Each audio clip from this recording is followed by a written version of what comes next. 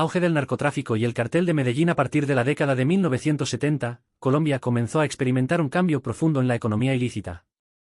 La demanda internacional de cocaína, especialmente en Estados Unidos, creó oportunidades de ganancias enormes para quienes supieran organizar la producción y el tráfico de drogas. Medellín, por su infraestructura industrial y ubicación estratégica, se convirtió en un punto clave para la consolidación de rutas de exportación de estupefacientes.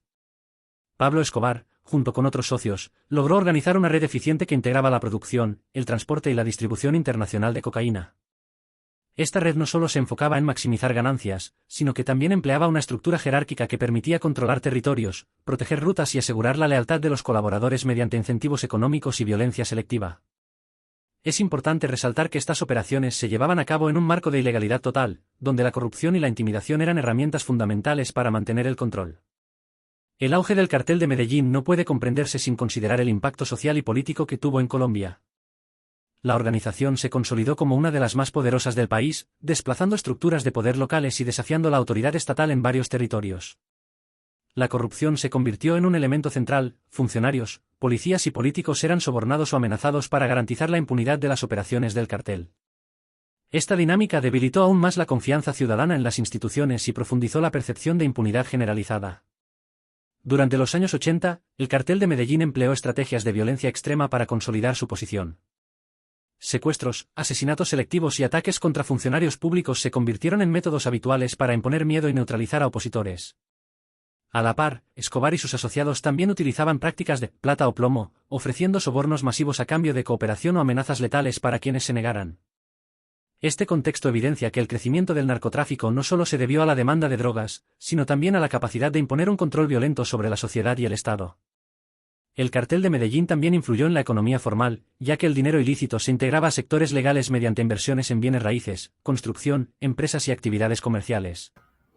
Esta penetración económica permitió a los miembros del cartel adquirir legitimidad aparente y consolidar su poder en la vida urbana. Sin embargo, esta integración también generó distorsiones económicas y contribuyó a desigualdades mayores en la distribución de la riqueza urbana. Finalmente, es fundamental entender que el auge del cartel de Medellín no solo fue resultado de decisiones individuales, sino de un entorno estructural que incluía la pobreza, la falta de oportunidades y la corrupción sistémica. Analizar esta etapa permite comprender cómo fenómenos criminales de gran magnitud pueden surgir en sociedades con debilidades institucionales. Violencia, caída y consecuencias. Durante la década de 1980, la violencia asociada al cartel de Medellín alcanzó niveles sin precedentes en Colombia. Los asesinatos selectivos, atentados con explosivos y secuestros se convirtieron en tácticas habituales para controlar territorios, intimidar a opositores y desafiar al Estado. La llamada guerra del narcotráfico afectó no solo a los funcionarios públicos y a las fuerzas policiales, sino también a la población civil, que vivía expuesta al miedo constante y a la inseguridad.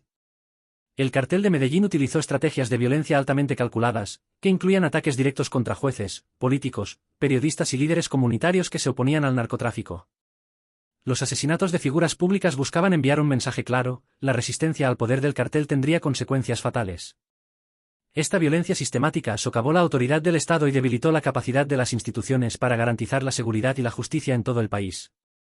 A medida que la presión internacional aumentaba y el gobierno colombiano recibía apoyo de agencias extranjeras, el Estado intensificó sus operaciones contra el cartel de Medellín.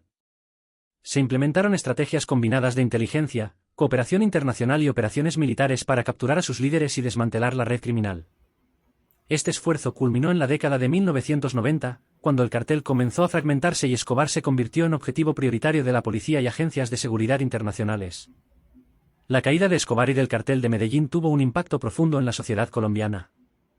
Si bien permitió la recuperación gradual de la autoridad estatal en varios territorios, dejó también un legado de violencia, corrupción y desconfianza en las instituciones que tardaría décadas en superarse. Las estructuras criminales se dispersaron, dando lugar a otros grupos ilegales más pequeños, y el narcotráfico continuó siendo un desafío persistente para Colombia y la región. Las consecuencias económicas y sociales fueron significativas. La violencia directa provocó desplazamientos masivos de población y afectó la inversión y el desarrollo económico de las ciudades más afectadas, particularmente Medellín. Además, la integración del dinero ilícito en la economía formal generó distorsiones financieras, inflación en ciertos sectores y desigualdad social, aumentando la brecha entre los barrios acomodados y las zonas marginales de las ciudades. Es crucial subrayar que la caída del cartel de Medellín no eliminó el narcotráfico ni la violencia, sino que evidenció la resiliencia de estructuras criminales que operan en contextos de vulnerabilidad social y debilidad institucional. El análisis de esta etapa permite comprender que los fenómenos delictivos complejos requieren respuestas integrales que combinen justicia, desarrollo social y fortalecimiento institucional. Colombia en las décadas de 1940 y 1950 era un país marcado por profundas desigualdades sociales, conflictos políticos internos y una economía basada principalmente en la agricultura y la ganadería. La violencia política, especialmente durante el periodo conocido como la violencia, 1948-1958, dejó un saldo de cientos de miles de muertos, desplazados y comunidades devastadas.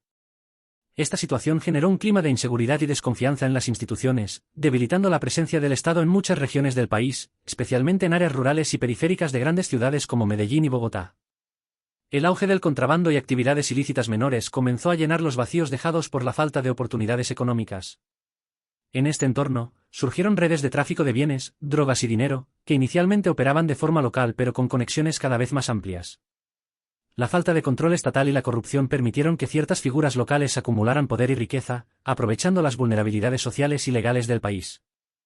Pablo Escobar nació en 1949 en Río Negro, Antioquia, en el seno de una familia de clase media baja. Desde temprana edad, Escobar se enfrentó a un entorno marcado por la desigualdad y la necesidad de buscar recursos adicionales para su familia. Su infancia transcurrió en Medellín, una ciudad que, aunque creciente económicamente, mostraba enormes contrastes entre barrios ricos y sectores marginales. El acceso limitado a educación de calidad y la exposición a la violencia urbana jugaron un papel crucial en la formación de su carácter y en su temprana inclinación hacia actividades ilegales. Durante los años 60 y principios de los 70, Medellín se convirtió en un centro urbano con un crecimiento acelerado y desigual.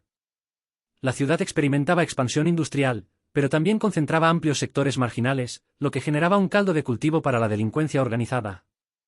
La combinación de pobreza, desempleo juvenil y acceso fácil a mercados ilícitos fomentó que jóvenes de barrios populares buscaran alternativas rápidas de ingresos, muchas veces asociadas al contrabando y, posteriormente, al tráfico de drogas. Es importante destacar que la aparición del narcotráfico no fue un fenómeno aislado, sino consecuencia de múltiples factores: la demanda internacional de drogas, la debilidad institucional, la corrupción y la desigualdad social. Este contexto creó un terreno fértil donde figuras como Escobar pudieron desarrollar redes que, aunque inicialmente locales, terminaron impactando de manera significativa a nivel nacional e internacional. El estudio del cartel de Medellín y del fenómeno del narcotráfico en Colombia ofrece numerosas lecciones históricas para la sociedad contemporánea. Primero, evidencia cómo la desigualdad social, la falta de oportunidades y la debilidad institucional pueden crear un terreno fértil para la criminalidad organizada. Ciudades como Medellín en las décadas de 1960 a 1980 mostraban un crecimiento urbano acelerado, pero desigual, donde sectores marginales carecían de acceso a educación, empleo y servicios básicos, facilitando la inserción de jóvenes en actividades ilícitas. Segundo, el auge del narcotráfico demuestra la importancia de instituciones sólidas y transparentes. La corrupción y la cooptación de funcionarios públicos permitieron que las organizaciones criminales operaran con impunidad durante años. La experiencia colombiana subraya que el fortalecimiento del Estado, la justicia efectiva y la vigilancia ciudadana son esenciales para prevenir que la ilegalidad se convierta en un fenómeno estructural.